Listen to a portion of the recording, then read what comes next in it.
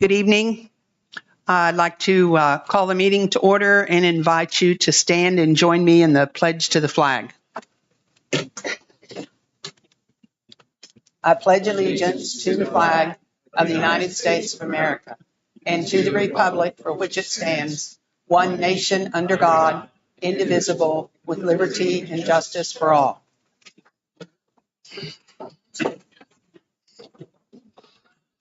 Thank you. I would like to add, it's appropriate on this Veterans Day to take a moment to recognize the veterans in our community and to offer our thanks to them for their dedication, sacrifice, and service to our country. Thanks to all. That said, could we proceed with the roll call, please? Mr. Desai? Here. Mrs. Freimrich? Here. Dr. Hessen? Mr. Robinson? Here. Mr. Sanders? Here. Mrs. San Martin? Here. Mrs. Schrader? Here. Dr. Sullivan? Here. And Mrs. Turner? Here. Madam President, all board members are present. Thank you. This is your reminder to please silence your cell phones during our meeting. As there are no public comments for the first round of comments, we'll move on to discussion and action on board minutes. I'm seeking approval of the minutes from the regular monthly meeting conducted October 28th, 2024. Were there any additions or corrections to those minutes? Hearing none, they can be approved as submitted. As far as the board president's report goes, I would ask the board to be aware that our reorganization meeting is the first meeting in December, and to please give some thought to a leadership position if there are those who are interested in president or vice president of the board. Dr. Sullivan has agreed to serve as nominations chair again. And if you have interest in leadership, please let him know of your interest. Any questions regarding that at all, let me know. And that concludes board president's report. Nicole, student board representative. Hi, good evening. Good evening. So for today, I have that Rudy Brown placed 6 out of 86 altos in the Pennsylvania Music Educators Association District 7 chorus auditions held the last weekend of October. So congratulations to her. Also, the York Sullivan High School Quiz Bowl team won against Fairfield Area High School this October 31st. Congratulations also to this amazing thing. Some upcoming events are that the York Sullivan High School Quiz Bowl team, we have a match this November 13 in Hanover. Please go and support them if you can. Also, the Impact Foundation will be holding a mud pizza fundraiser this December 1st, in which part of the grants spent in food will be donated to the Impact Foundation. Please go and support. Middle school students went to the Creative York Under Construction exhibit, in which they were able to see the work from many local artists and to learn about their creative process. Unsurprisingly, some of the students' favorite pieces were displayed by Olivia Diel, one of our high school students, and Erica Furgenic, and our teacher in the York Student High School building. Also, this week, our elementary school were having fun. At Valley View Elementary, students celebrate the 50th day of school by dressing with a classic 50s styles. And at Indian Rock Elementary, 4th grade students enjoyed a fun section of mock archaeological dig. Also, students at Georgetown Elementary enjoyed an election day by learning about voting. Past Friday, York Student High School's TSA Chapter 10 placed 4th in the 11th annual York Pumpkin Chunking competition hosted by York Tech.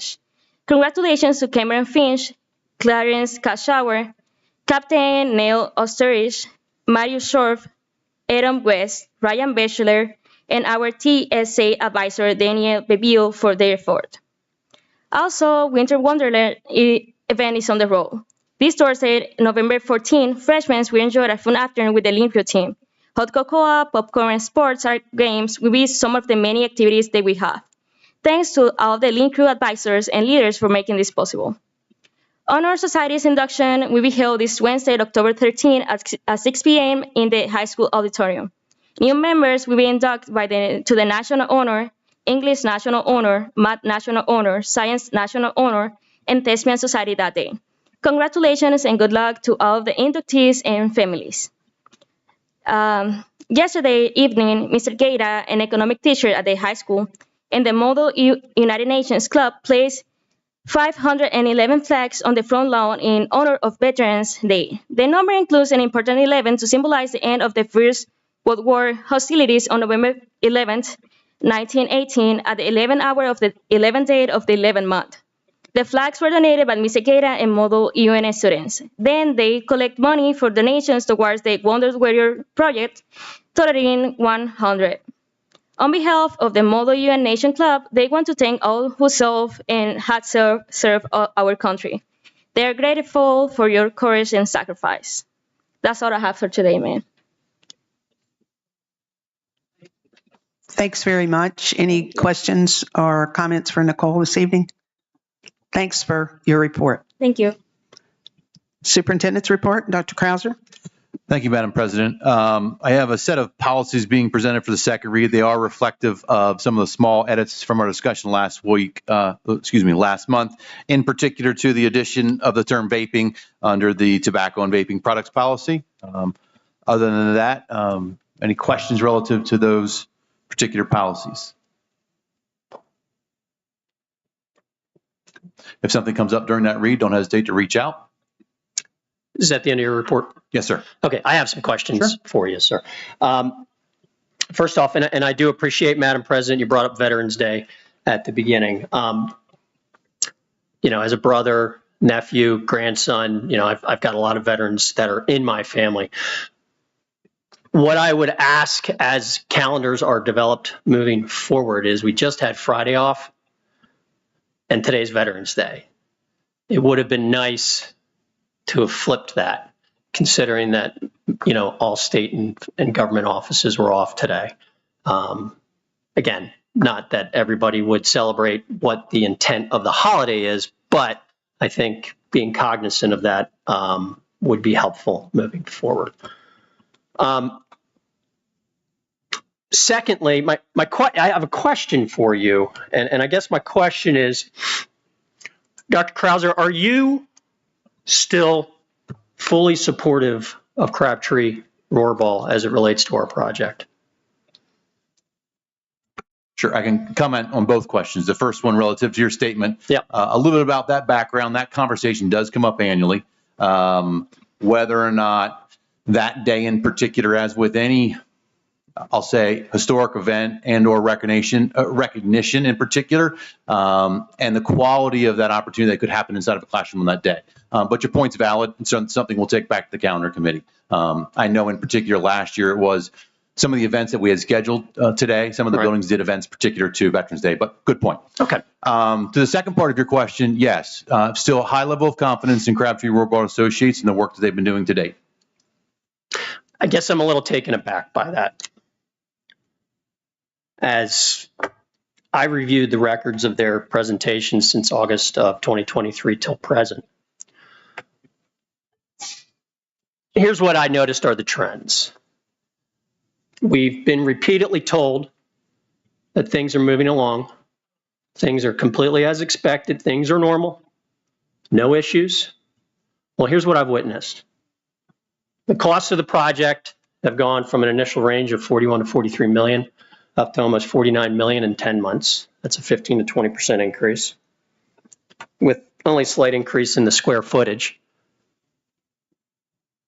We've had an additional consultant be added on to the cost of the project to monitor what they should be doing in Fidavia. We had a major error revealed in the presentation, the 10-year capital improvement plan, which was only revealed to us, I believe, in May of this year, but it was this year. We've had two items, a soil sample and a traffic study, which have had to be redone because they felt the need for expediency versus accuracy. We were told on multiple occasions the plan had no issues and it would run right through land development approval process. In fact, as I went back through, we should have had shovels in the dirt as of today. Schedules have been pushed out again and again and again. But I've got Mr. Wentz and Mr. Padilla, and I don't remember the gentleman's name from Fidavia, saying, oh, everything's fine. Everything's fine. We're going to go right through. Well, now Thursday night, we had 3 critical variances, which were unanimously turned down by the zoning hearing board at Spring and Sperry Township, which, by the way, for those that want to understand what that board does, it's its own separate governing body with its own legal counsel. It's important for people to understand that. I also see about $1.3 million in payments made to Crabtree Roybal for what? We've got nothing right now. We're stuck. We're stuck. I don't understand how we can be supportive of what they're doing. I don't understand how we have faith in what they're saying. And I certainly don't understand how we continue to move forward with it. And I'm asking you that question, but I'd also open it up to my fellow board members here because I can't be the only one asking these questions. So any other comments from anybody else? That was Thursday night. I'm sorry, but that should have been brought forward in your report tonight.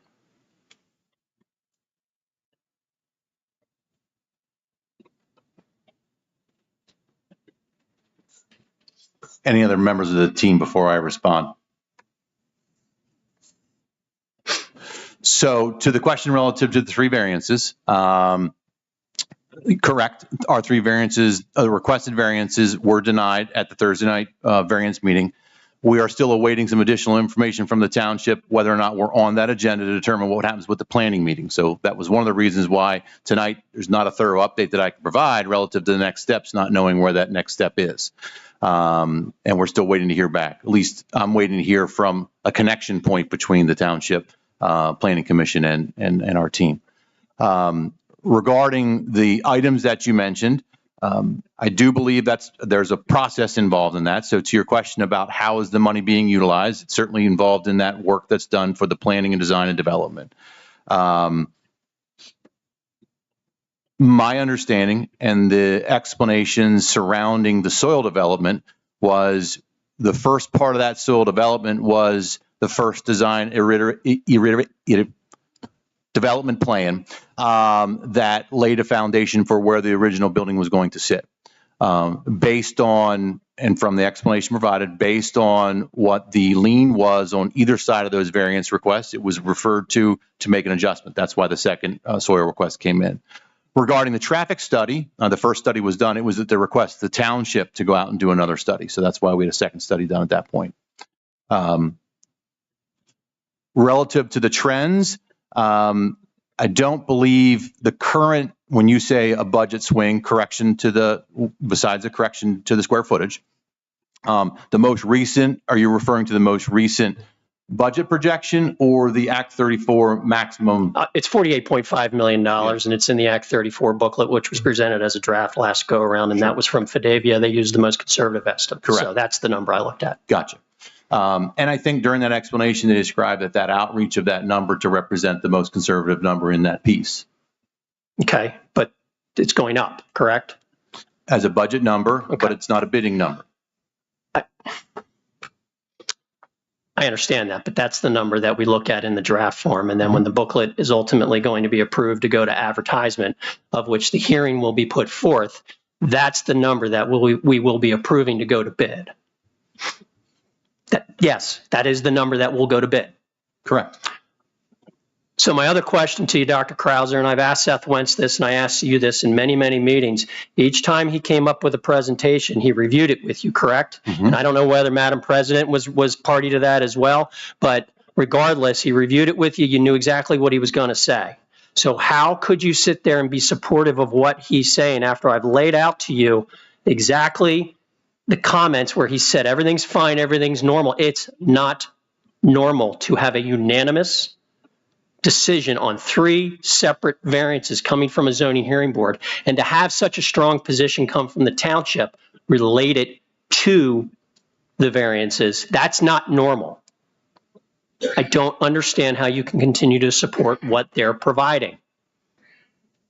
And I'm surprised none of my board members are asking any questions. Okay. I will take the silence as acquiescence to it.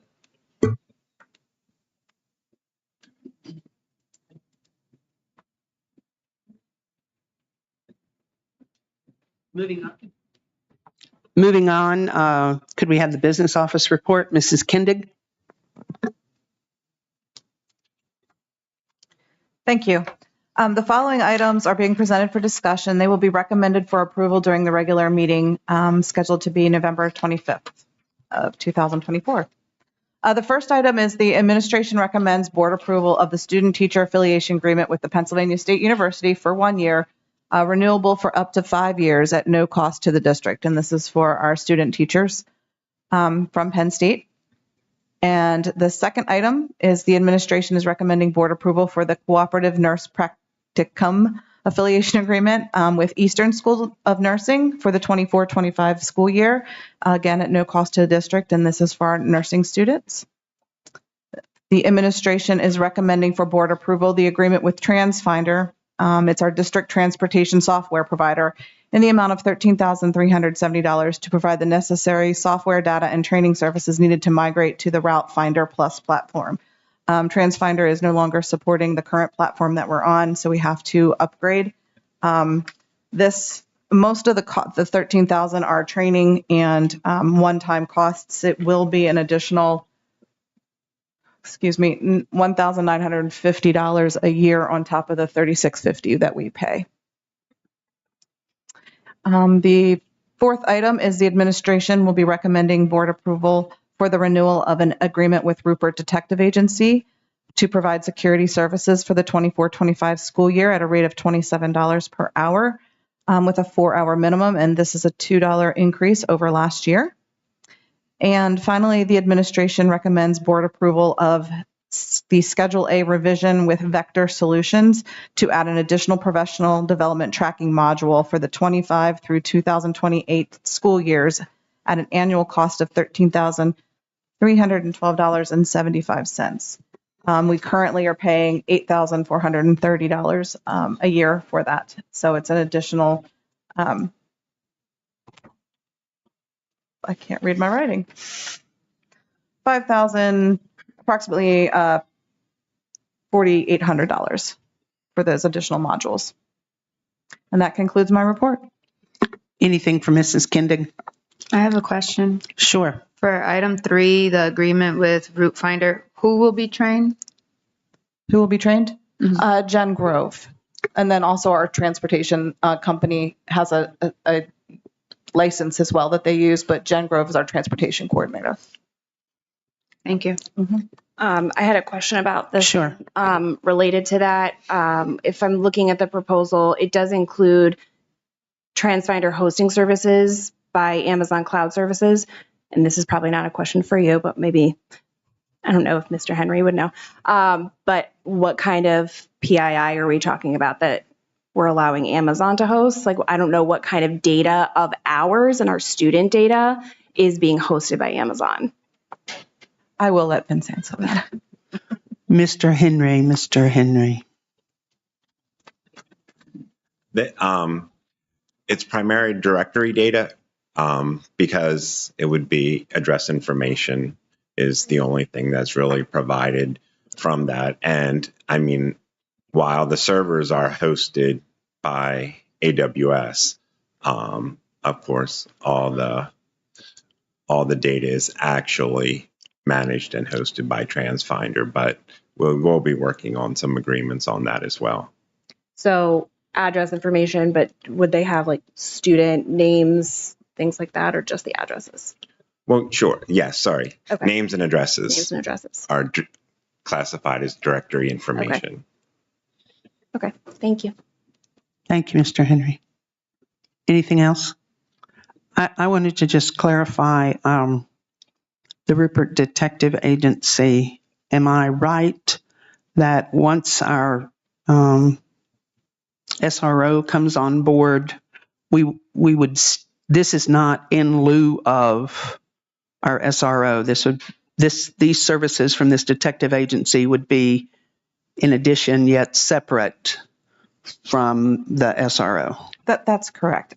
We might not use it as frequently, but Right. because we don't have that agreement and exactly know the time frame of the services that the SRO will be working, what days, what hours, this would be the necessary security like we've traditionally used security at some of our athletic events and other things. In the past, right. Dr. Hessen, do I see you reaching for your microphone? Yes, ma'am. Yeah. Do you know how many hours we used the detective agency this past school year? I don't, but I can get that answer for you. Okay, all good questions. Anybody else? Thank you, Mrs. Kindig.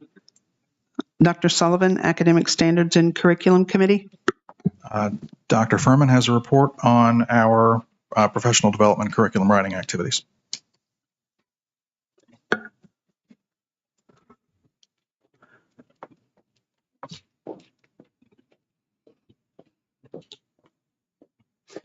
Good evening, Dr. Furman. Good evening. Oh, she's bringing up additional chairs. That can only be a good thing. I'm phoning a friend on this one. There you go. Dr. Campbell, good evening. Good evening.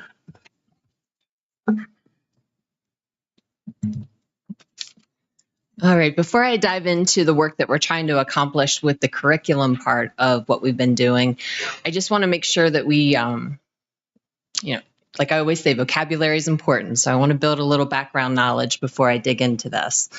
There are typically multiple types of curriculums. We have our tested curriculum, and that would be the curriculum that's aligned to standardized tests and even teacher assessments. And we know from the audit and a couple of other areas that we have some issues with that alignment between our curriculum and what's being tested. We also have something called the written curriculum. Okay, and it's been a long time since we have taken a macro K-12 vertical examination of many of our curricular areas. And so we wanted to be very purposeful and give our teacher leaders time to lead their departments in reviewing what parts of our curriculum are those classical pieces that it doesn't matter if it's 1994 or 2024. What pieces of that curriculum, of the different curriculums, are contemporary. That means they're meeting those meaningful, relevant needs of students today. And what parts are antiquated? Because we often hear teachers say there's not enough time to cover it all, to do it all. So we want to remove those pieces that no longer make sense. In addition to that, we have a third area called our taught curriculum. And so over the years, because it's been a long time since we've examined that written curriculum, we've had a number of veteran teachers who have made adjustments to the curriculum because they believed it was what was best for students. And they didn't do this in isolated pockets. They've done this through team meetings. They've done this through their own blood, sweat, and tears during their planning periods before school, after school. They've been very purposeful in doing this. But the point of all of this is we have a large number of our staff who are nearing the age of retirement. And many of them will have that opportunity in the next 5 to 7 years. And if we don't take the time to sit around and discuss those important pieces of curriculum and what are those meaningful, relevant pieces that need to be kept, if we don't get that information into our written curriculum, when those wise teachers leave, that wisdom walks out the door with them. And so that's why we're spending a lot of our time investing in looking at the different curricular areas. Mrs. Potts, would you send me along a couple slides there? One more, please. Okay, so all of the departments before you on that slide are currently working on their stage 1 curriculum. So in understanding by design terms, that means they are working together to identify the desired results. And that means different things in all of those different content areas. But each summer you approve a stipend for content coordinators because clearly they are the content experts. I am one woman who can't be everywhere at once. And so those teacher leaders are leading their departments. I meet with them regularly. We talk about what's working and not working, but they're the ones who are helping to lead their departments through this. Understanding by design gives us a flexible framework for stage 1. However, it's not cookie cutter across each of those content areas. We have to take different things into consideration for different departments. In addition to that stage 1 work, on the next slide, Mrs. Potts, we have some other information. Science at the secondary level is currently working through stages 1, 2, and 3. They brought you a stage 1 this summer, and then we received more information on the environmental literacy and sustainability standards. So they're spending time reviewing what they're teaching, what's working, what's not working, and they're using that time to revise their assessments and revise their collaborative plans to build that bridge between the desired results and the acceptable evidence. K-8 math is continuing the work where they left off last spring. You recall they had finished up their stage 1. Now they're diligently working on their stages 2 and 3. And then as far as the official curriculum review process goes, our K-12 language arts teachers have been looking to evaluate what is working and isn't working with our curriculum, to research the desired results for students of the future, and to collaboratively reflect on those results in order to create a vision moving forward for the ELA department before they start breaking off and doing that different departmental work like you saw the other groups doing.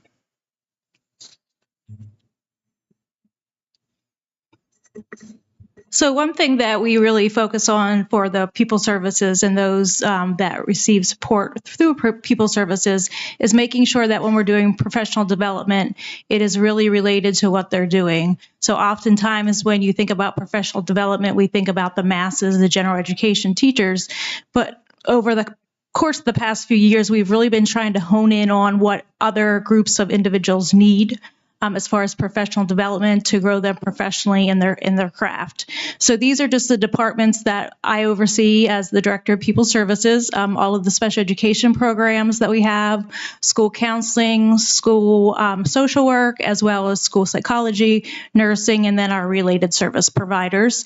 So we've been trying to focus our attention on looking at those different groups and breaking them down into smaller groups and providing professional development that is specific to their needs. Oop. Sorry, I forgot you added that. That's okay. And so Dr. Campbell and I both fall directly under Dr. Lorfink's supervision under academic services. And so we regularly meet with her. And so within that, go ahead, we are ready for that next slide, I'm sorry. And so one of the opportunities that we had was last spring, Dr. Laura Fink and a number, I believe it was over 20 staff members attended a restorative practices training. And they believed that this would be important for all staff because as we've been talking about school climate, you saw the different goals that the principals had before you last month about climate and strengthening that in each of our buildings. We, as a team, believe that this was a way to help accomplish that. And so each of the professional staff members will attend 2 half-day trainings related to restorative practices throughout the school year.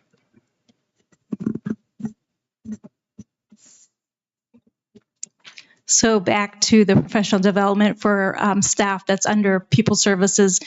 We've so far had 3 professional development days this school year, one in September, one in October, then one just last Friday. And these are the topics that we have covered so far in those groups of individuals. We were able to have a progress monitoring session through the LIU. We've done a lot more with our student our SAP team, our student assistant program at the middle school and the high school. Some of our teachers were involved in the curriculum writing through the elementary math and ELA. Just some of the other things that we are able to provide so far there. One thing that I have noticed is over the past few years, I feel like we've always looked internally to deliver a lot of this professional development. But this year, I really wanted to look externally to our community partners, those people that you can go ahead and advance the screen there. Thank you. And look at some different options to bring those new perspectives in. This past Friday, we had someone from Children's Home of York that came in, did a wonderful presentation. The LIU has done several presentations for us. Turning Points did one our last professional development day for our school counselors, and all of these partners, they bring different perspectives that we don't have as a district. So we're really grateful that they're able to come in free of charge and provide us with some professional development.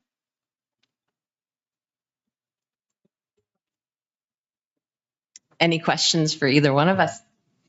Dr. Furman, with particular respect to grades 6 through 8 math, in light of recent discussions, any anticipated changes you could summarize for us? So the work that was completed this summer was to clearly identify those desired results. And so they tore into the Pennsylvania standards and they deconstructed them, is the best way to put it. They really paid particular attention to the verbs, meaning what DOK levels are students going to be expected to demonstrate that they have obtained these skills. And then in addition to that, when looking at the nouns or the content part of it, sometimes it's about sitting around that table with your colleagues and having that conversation of, well, it's more than just this. What scaffolded things lead up to this that we need to make sure our students have? And so what they've been doing over the course of the school year then is focusing in on their assessments to make sure the assessments that we are giving students are aligned to those DOK levels, and then building that path from the results to the assessment. So that talking about, instead of just doing what we've always done, digging into the resource, they are still turning to open up as their main resource, but identifying the areas where they need to supplement with other approved resources. Thanks for providing the information tonight. And sorry, DOK, what does that mean? I apologize. I appreciate when you ask me these things every time. I'm just a local little attorney. I don't really know any of these. I hear you. Depth of knowledge. Depth of knowledge. Okay. Think higher order thinking skills was the buzzword before that. All right. Sounds good.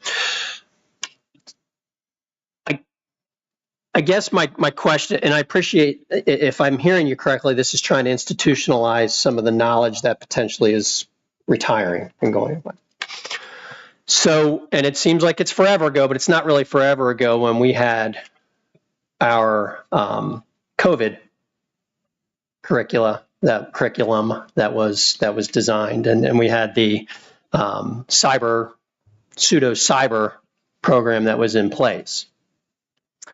In your curriculum writing here, are you pulling from that? Because I think that's what was explained to us a few years back, that's what was going on. We were writing a lot of curriculum and institutionalizing the knowledge so that we could have a cyber option to bring students back, which was eventually shelved, but which we spent millions of dollars on. So is there any knowledge that's being pulled from that to help assist with this project?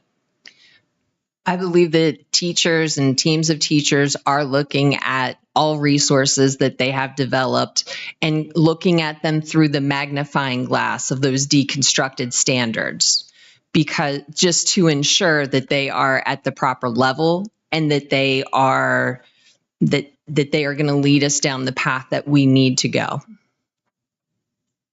Okay. So are you pulling from that information that was pulled together by the teachers during their collaboration days on Wednesdays back when we had COVID, or not? Yes. Are we solely relying on that? Yeah, and I understand, not solely. I'm just asking, are you able to utilize those resources which we spent a lot of ESSER's funds on? Even before we've started this process of reflecting and revising our curriculum, like for those in the audience behind me or at home or at this table who had children at the primary level. Yep. Sue Herman will live on indefinitely as the Haggerty woman.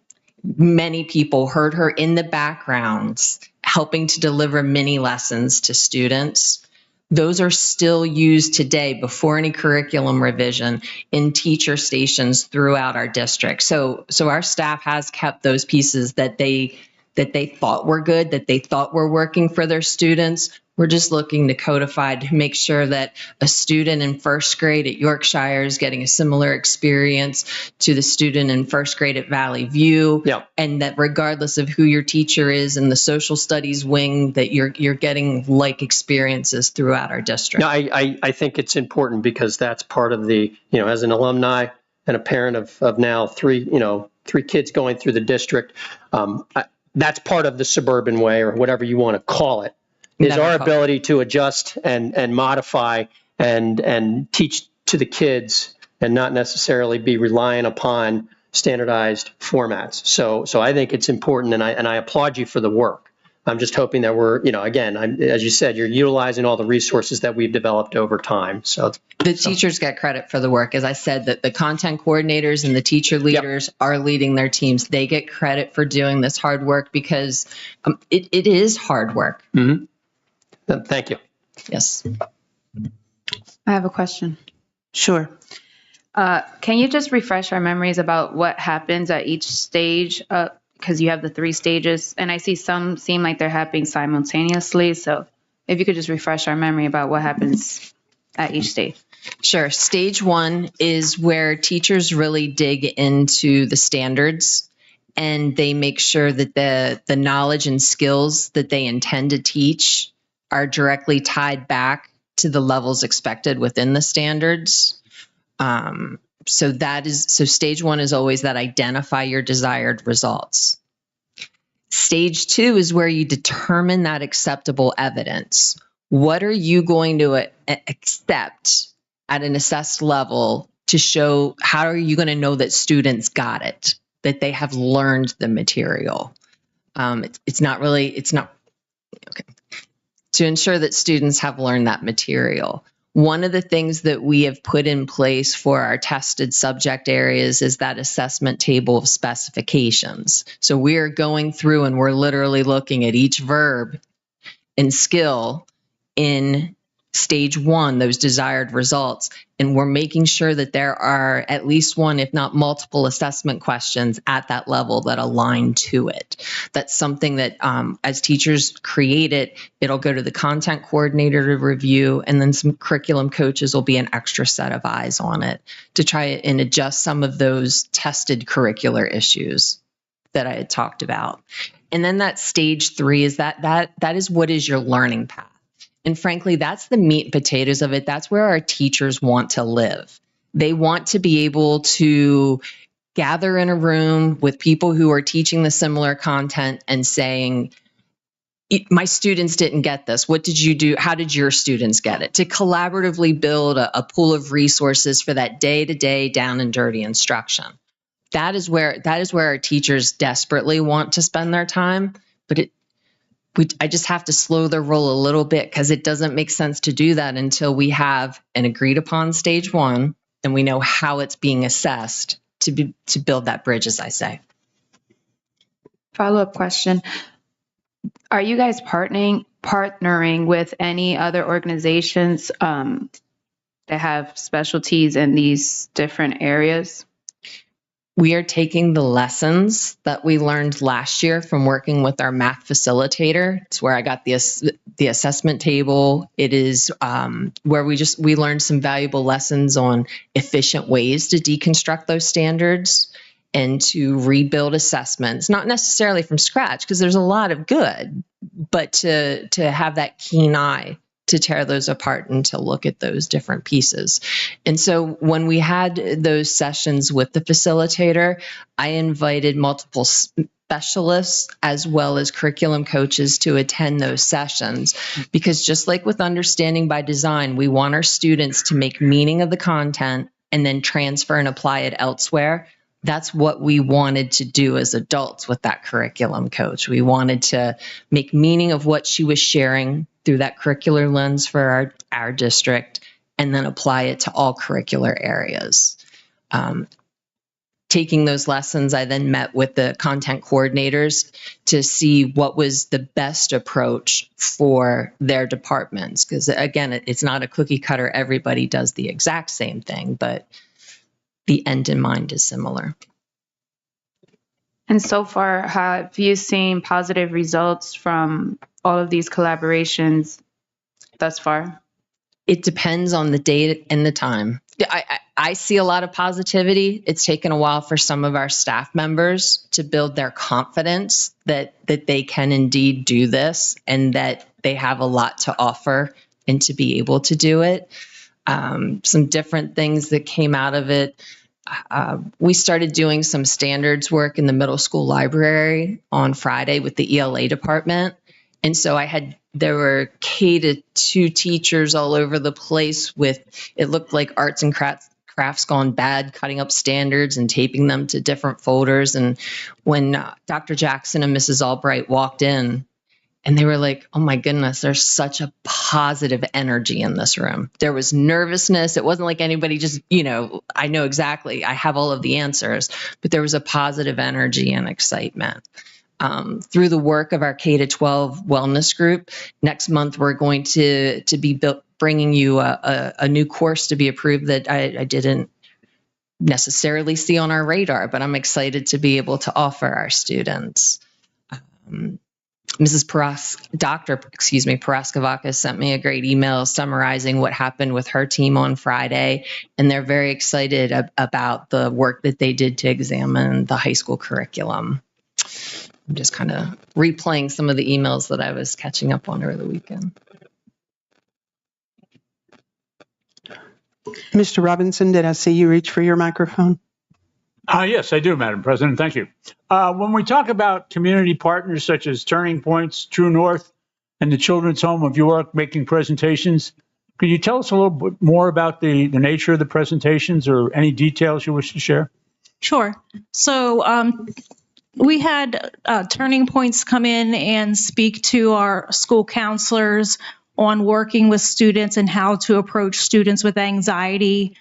We had the Children's Home of York come and speak to our elementary counselors on how to speak to younger children about LGBTQ topics. True North came in, helped us with our student assistant program setup. So bringing those different aspects in that we don't necessarily have in our district to kind of help us grow our programs a little bit more. Thank you. Thanks to both of you for very informative, very informative. I have a little bit of a, reaction, I'll call it. Looking at that long list of pupil services, I spent a career in public education. It's been, sort of scares me to realize, 18 years since I've had a student walking these halls. But did we not just, I don't know, talk to me here.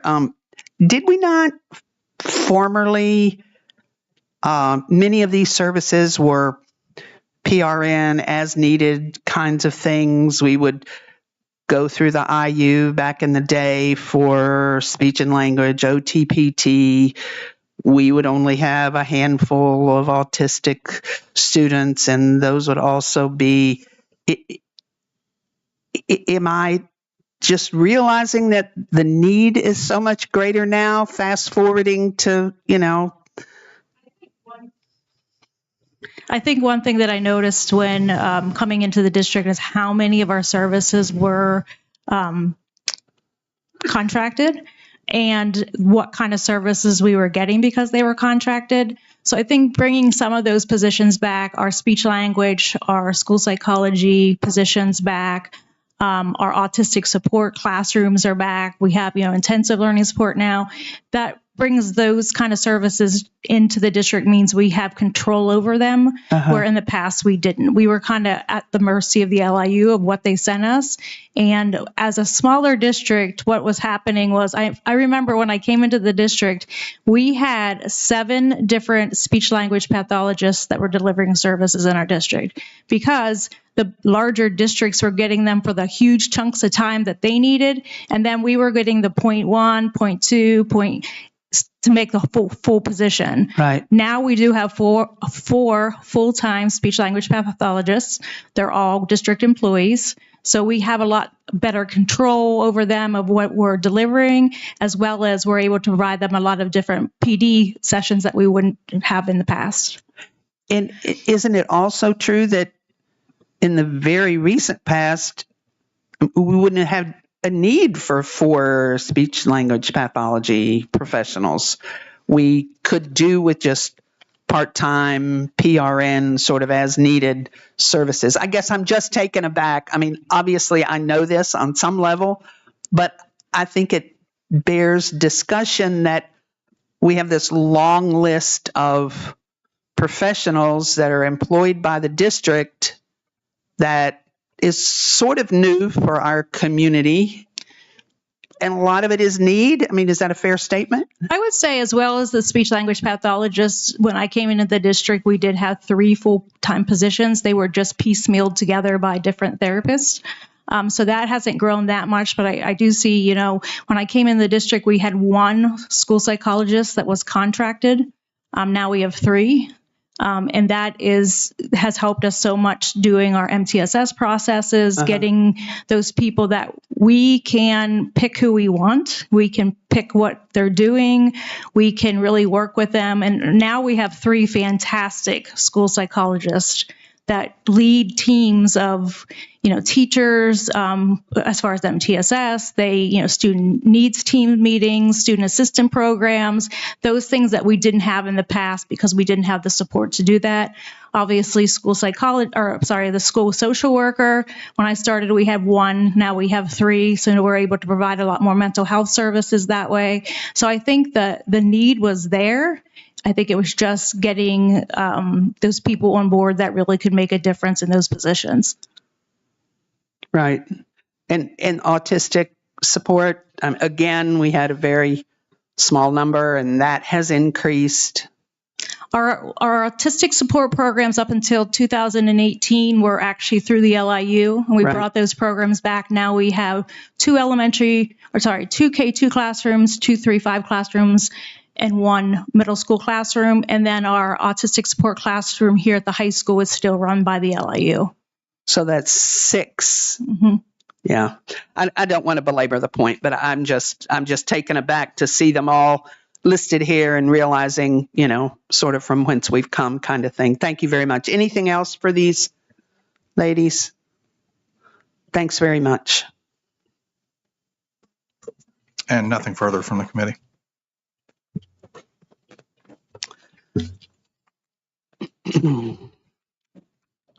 Mrs. Spryrick, communications? This evening, as we promised, Mrs. Furman will be presenting an update on the district's continuing efforts to improve on our website communications. Hi, good evening. Microphone. They turned it off on There me. you go. I wasn't anticipating that. As I had shared in my last update, one of the priorities Dr. Krauser established for my position was to thoroughly assess our existing communication channels and their effectiveness. One of our major communication channels is our website. The website serves as a central hub for sharing important information and resources with parents, students, staff, and residents. It is also used to engage community members and business partners and to attract new families to our district as well as new staff members. In today's digital age, a school district website is an indispensable tool for effective communication and community engagement. Best practices for website redesign for school districts is roughly 2 to 3 years to take advantage of technology advancements and to ensure accessibility compliance. Our current website, which utilizes WordPress and Beaver Builder, has been in use since April of 2018. So after meeting with different vendors to research what is currently available and that wasn't available 6+ years ago, the district has developed an RFP for a new website vendor with the option to also include an automated notification system. This was something that all the folks I talked to had indicated was also being offered now. So tonight I'm going to review the RFP timeline and potential launch date for a new website with everyone. The detailed RFP will be released next Monday, November 18th on our website on the Communications Department subpage, and it's also going to be shared directly via email with several of the vendors who specialize in K-12 public education web solutions. Vendors will have until the December 9th to ask questions, with the deadline for the proposal submissions as December 17th.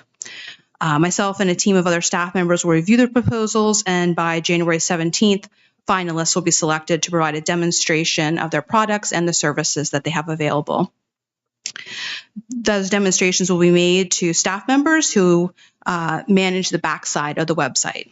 The review team will include building principals and AAs who work behind the scenes, and they do make those websites. So the demonstration will be mostly how the website functions from the back end, as the front end of most websites are very similar in nature. The team will use a rubric to review the demonstrations and costs, and I hope to have 1 or 2 vendors to then recommend to the board in February of 2025, with work to transition to the new website beginning in July of 2025 and costs included in our 25-26 budget. Migrating the content and filing the design of the website will take several months, especially given the size of our current website. So we are requesting the RFP have a soft launch for the staff only, like in November, December timeline, and then a full launch for the entire community in January of 2026. So having worked through multiple website redesigns in the past, launching a website at the start of the school year can be extra stressful during that super hectic time. So moving it to January ends up with a smoother transition. People have time to kind of ease into it a little bit more than the franticness of the summer. So this is a very aggressive timeline, I admit that. But the main goal here is that we have adequate time to implement the new website, and then also the training that would come with that for our staff to make sure we're all in alignment before the new website accessibility standards come into effect in April of 2027. So in addition to addressing the accessibility issues, with more people accessing the internet on their smartphones and tablets, the new website will be easier to navigate on mobile devices, and that's a key component of the RFP. It will also be easier for staff to use and keep up to date, which is something I know that they're very excited about. So I realized I just quickly rattled off a bunch of dates, so I did come up with a little handout here for you. I'll pass them out here. Just kind of.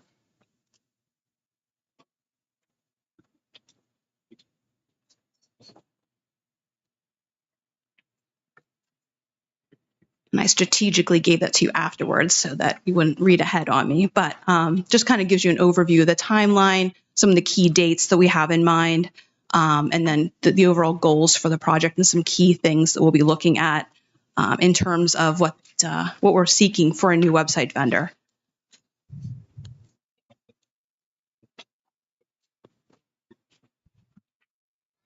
Questions?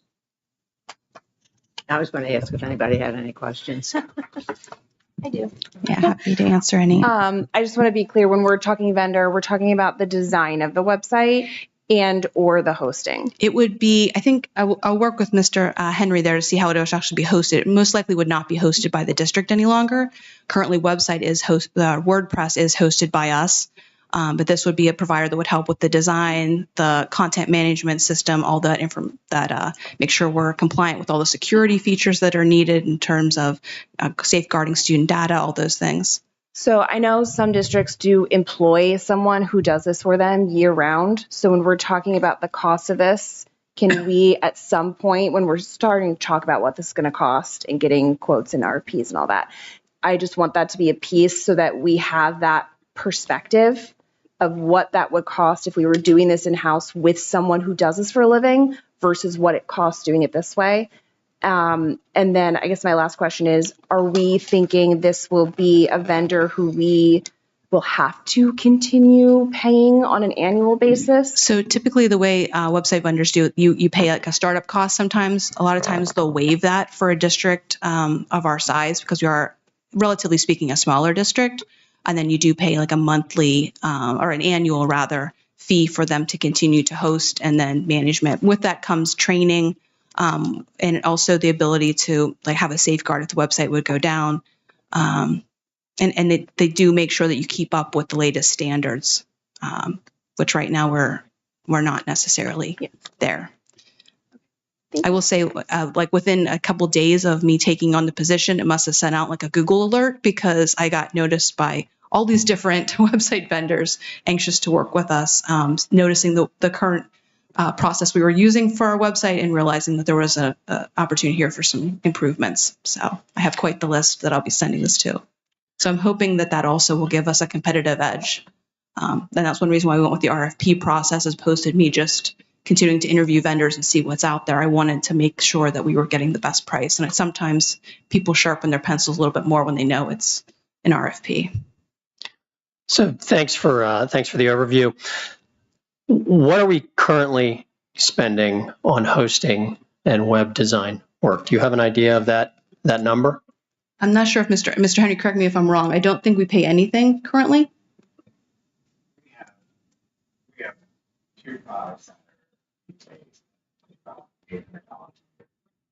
$800 a year. It's very much plus the time and management. So you're handling it in-house for any updates, so we don't there's no revisions. So this RFP will be moving to have somebody else handle that work, and then do you create the content? Yes, I'll still be creating and feed the content to them and managing it. Yes. Okay. When do you think you're going to have a cost estimate on what the migration and the all-in is going to be? As soon as the RFPs come in after that deadline, I'm not going to be able to open them till after the deadline. But after December 17th, I should have an idea. Cost is included. Right now, I reached out to some other school districts who I know have recently gone through this process, and the numbers are all over the place. So a lot of it depends on, there's like a la carte. So what all do we want? So I'm not going to want all the bells and whistles. I basically want to make sure that we're compliant with our accessibility, that we have some of those tools that will allow this webpage to be more easily viewed on a mobile device, and have the tools so that other staff members can be updating it beyond me. Right now, it's very limited as to what our schools can do and post on their own websites. If you go to the pages, they're very limited, and they're asking, they want to participate more.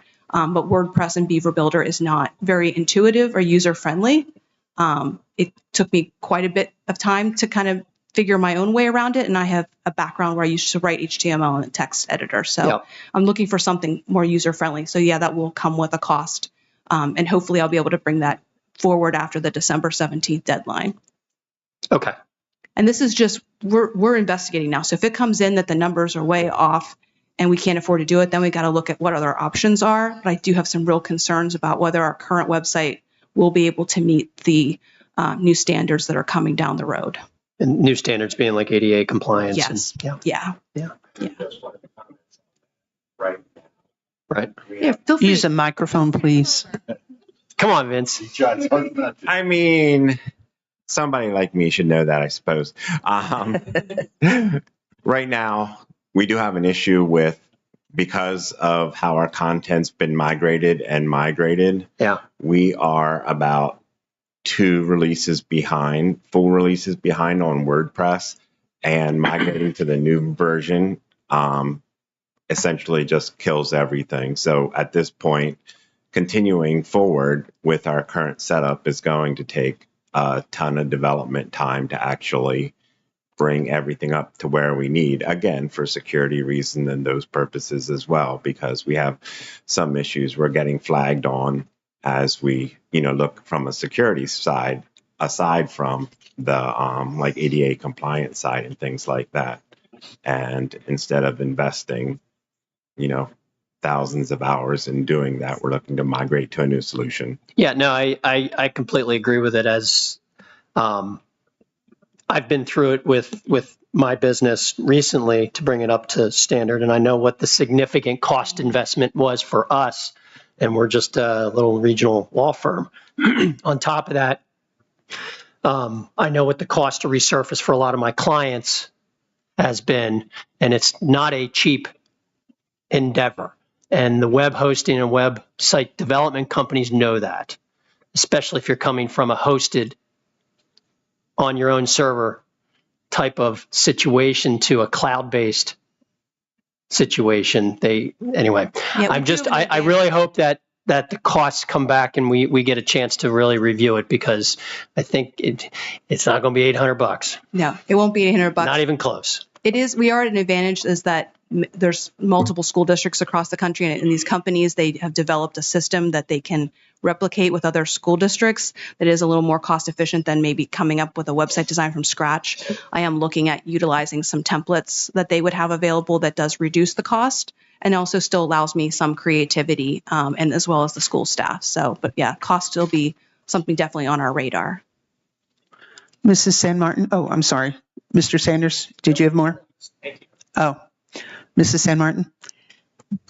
I wanted to know if there are any grants available, like through PDE or even federally, to expand communications, and make our website ADA compliant. Like, I'm sure there's something out there. I haven't found anything, and I had actually asked a similar question. We have a monthly meeting with the LIU with other school comms people, and I had asked them some similar questions, and they're not aware of them either. But I'm certainly on the lookout if anyone sees anything.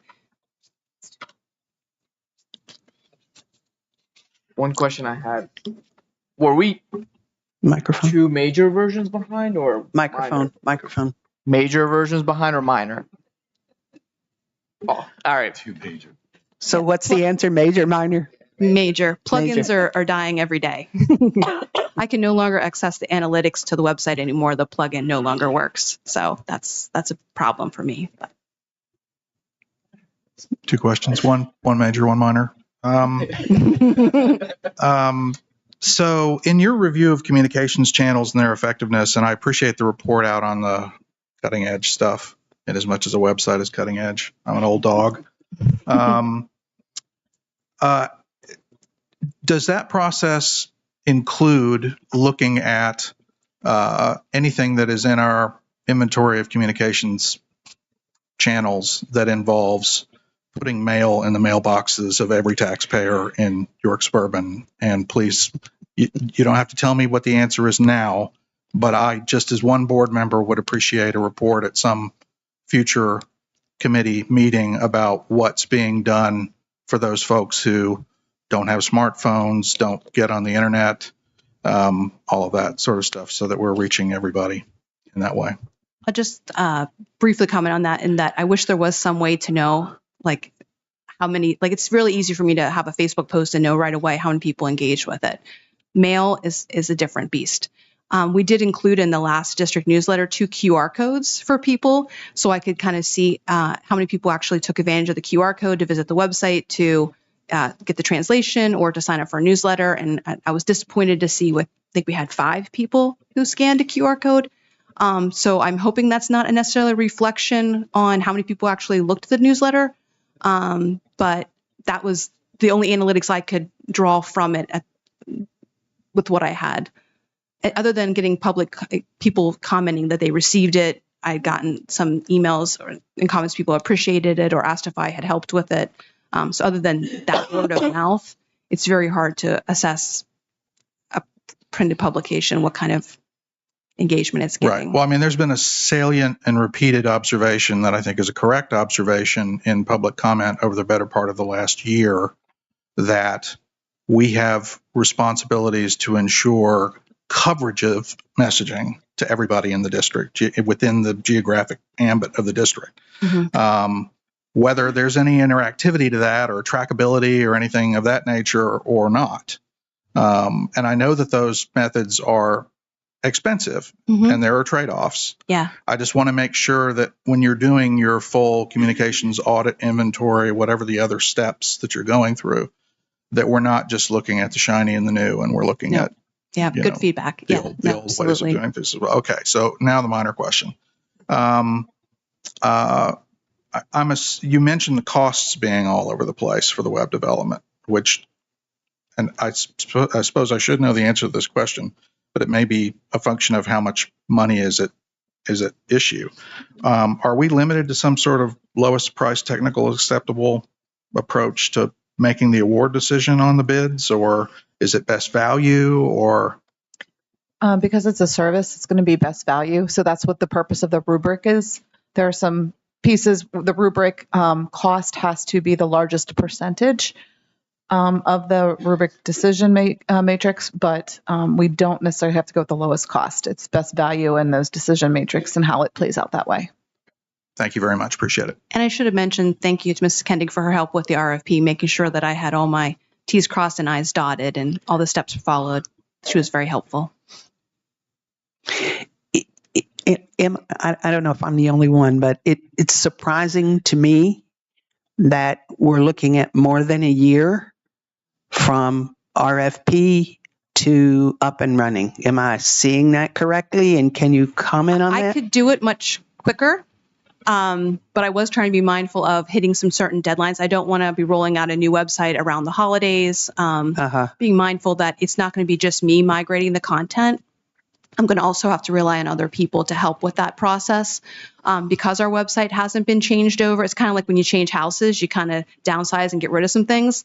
Our website hasn't gone through that process. So there are several pages out there. I'm uncovering new ones every day that we'll have to address and decide if that's coming with us or not. So I'd rather have a longer timeline and then meet it earlier than to come up short. And I also just want to make sure we hit that August 2020 or April 2027 deadline for the standards and get some buffer there. But I think the website company might be able to do things quicker. But I also am a stickler for detail, and I like to be able to double check things, which is why I want to have that soft launch where staff could just see it first before it goes out to the community. Yeah, understood. And I appreciate that, and I don't mean that in a disparaging manner in any. I know zero about this process, and it just sort of takes me aback that this is a big deal. And plus, I'm going to require training for all staff who will be using it. It'll be something brand new for everyone, and so that's something that I have written into RFP that they need to be able to provide it. And so I want everyone to feel comfortable and not feel extra stressed, especially, and kind of be mindful that we will be running into Thanksgiving and Christmas and Hanukkah and all those holidays right before the start of the year. So I don't want people to be working over their holidays. And I can add just a little bit more to that. In this process, as we onboarded Mrs. Foreman, that initial deep dive assessment was taking place now to develop the budget process this year so that we can evaluate the priorities in this year's budget to begin that process to July 1, which would begin that enrollment, which would go into the 5-6 budget for next year. Yeah, knowing the size of the current site, 1 year is very aggressive. Based on where we are correct. And what we're going to deliver. Yeah. So good luck. See, that's that's important to be aware of, because as I say, that's some of us are not experts in that area. So thank you for your work on that. Anybody else? Mrs. Fryrick, are you? Thank you, Mrs. Foreman. Thank you.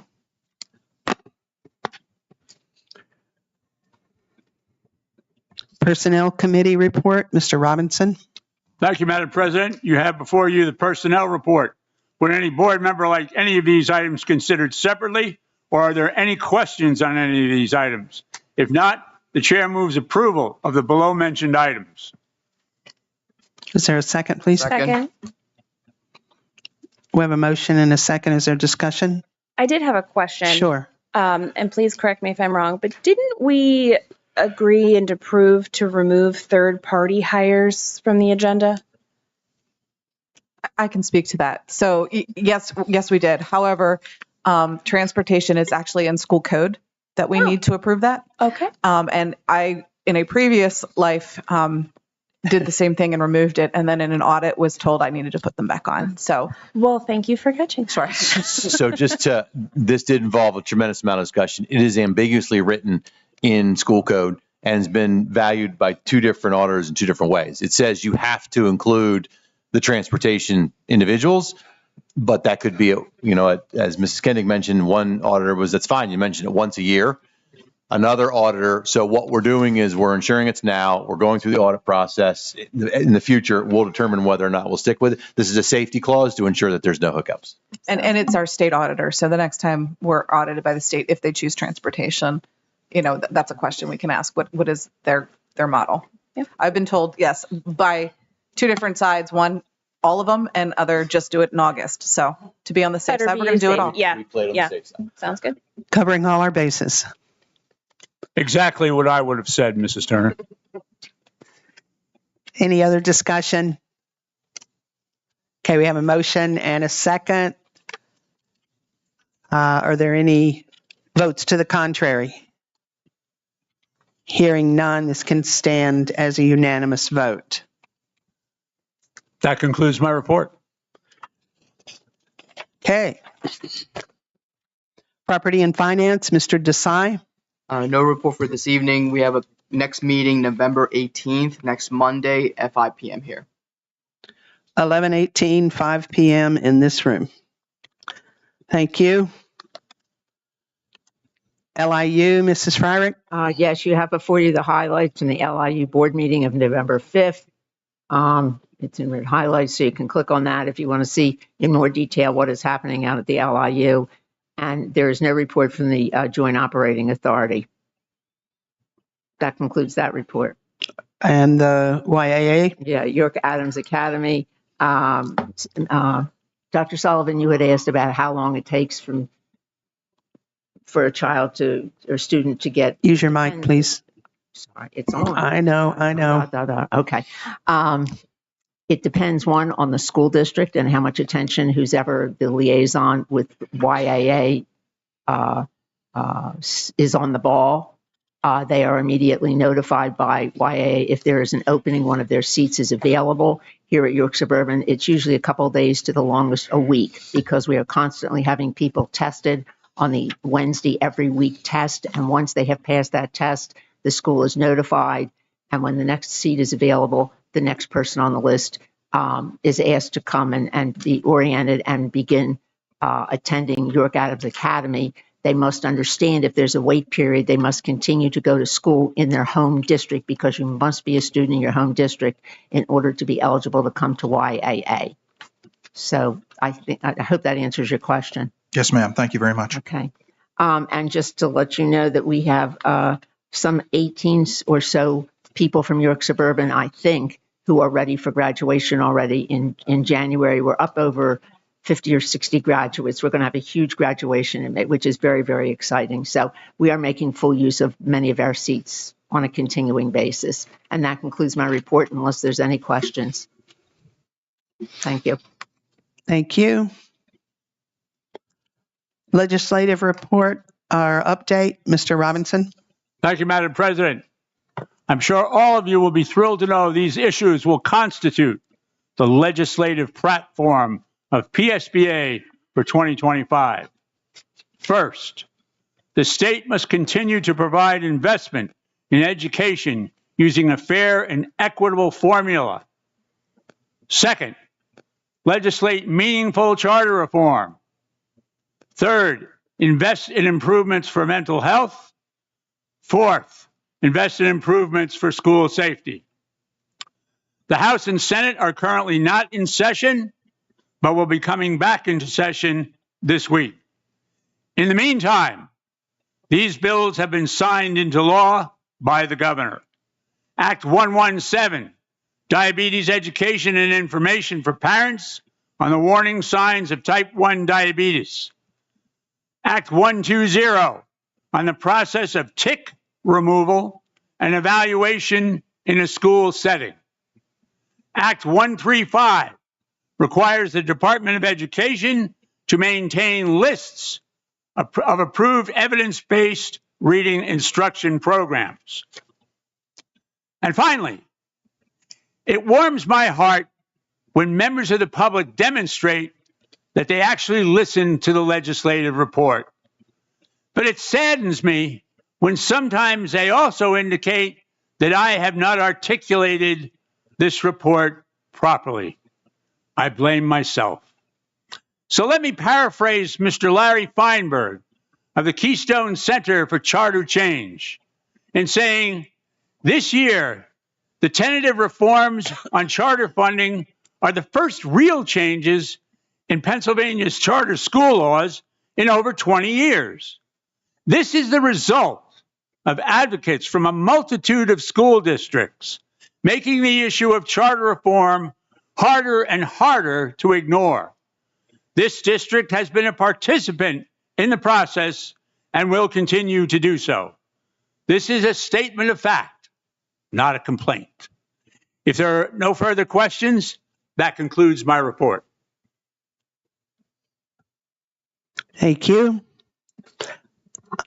Is there a York Adams Tax Bureau report this evening, Mrs. Kindig? There is no report. Thank you. I have nothing from the York County School of Technology. We meet next week. We'd like to recognize our visitors and thanks all for your attendance. Board members, you have a link to upcoming events, board meeting and committee meeting schedules. This brings us to the second opportunity for public comment.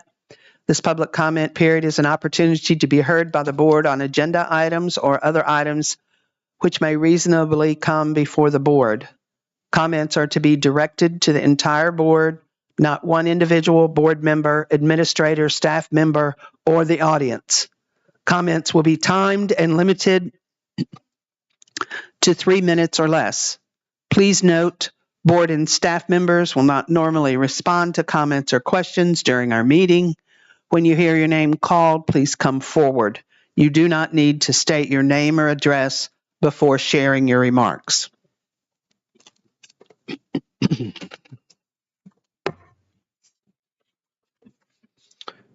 Mary Hawkins, Spring Garden Township. Hello, good evening.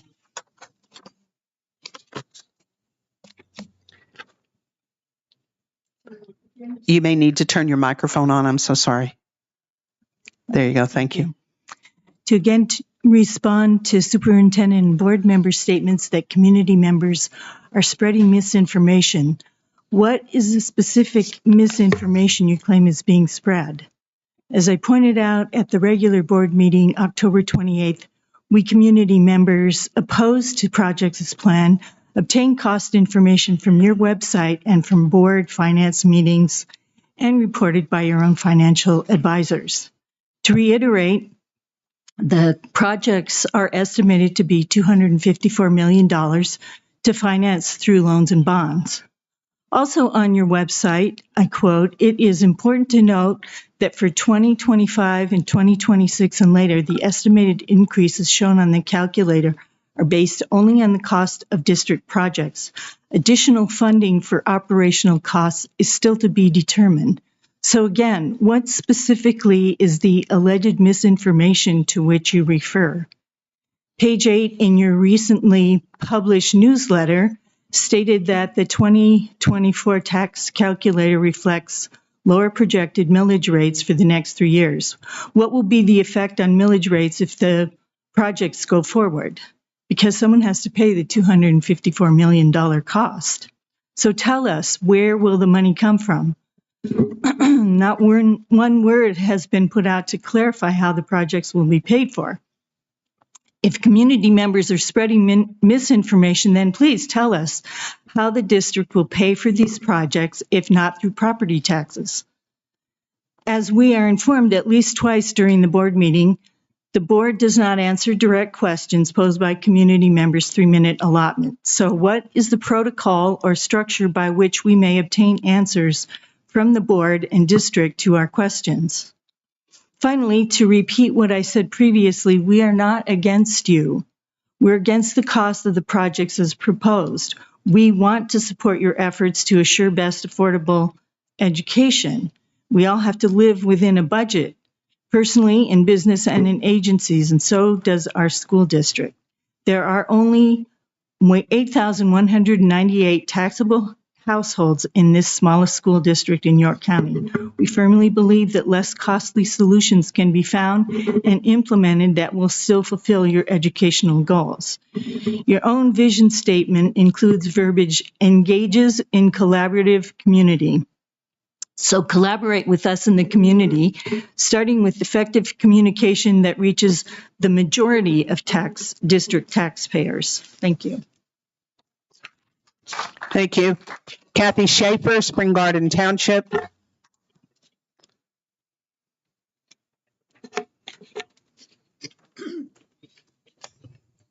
Good evening. Good evening. From a historical perspective, 3 renovations occurred at the East York Elementary School building or school property in the 3 years 1997, 2002, and 2000, and the year 2000. Sorry, out of order there. One of them included the current bus lane or driveway. Prior to that, the front yard was grass, completely grass. There was no off-street bus lane or driveway. All buses lined up on Erland Drive in front of the school, and parents parked around that designated bus area in the neighborhood. The building principal at the time, Dr. Sharon Whittle, suggested what is now the current bus lane for safety and to minimize the flow in the street. My recollection is that the district, the township, and the neighbors embraced this idea. There was no pushback from any one of the aforementioned to approve this off-street parking in the park front yard. Common sense and reason prevailed. It is reasonable to assume when someone moves to a home near a neighborhood school, they recognize that additional traffic will occur at the start and end of a school day and when events are held at the school. It's also reasonable to assume that one can walk or ride a bike to a neighborhood school, and when you attend an event at a neighborhood school, you can park in the neighborhood. In fact, this is true of all the York suburban buildings because they are all neighborhood schools, with the exception of one, and that's Indian Rock. As I've listened to the complaints from neighbors of Valley View and East York, both buildings, about parent drop-off and pickup, it sounds to me like some of the anger is misplaced. Whether you support or oppose the intermediate school project, has anyone attended township meetings to request action about this traffic backups and parents coming and going where they shouldn't be going? Patrolling the streets and enforcing laws are law enforcement responsibilities. I believe York Suburban is not exclusive to this issue. What do other districts do?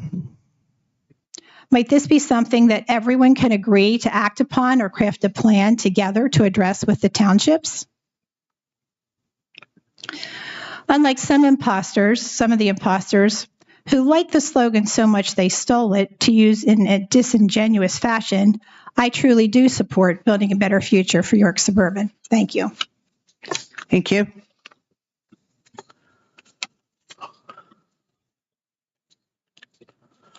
Board members, do we have any comments? Anything for the good of the order? Mrs. Turner? I just have a couple things. Use your microphone.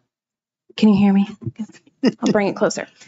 So regarding the zoning meeting in Spring Township last week, I just want to say I was disappointed, of course, in the outcome, but really that the members of the zoning board had gone into an executive session, and once they returned, after what seems like a lot of deliberation, they didn't engage in any discussion in front of the public.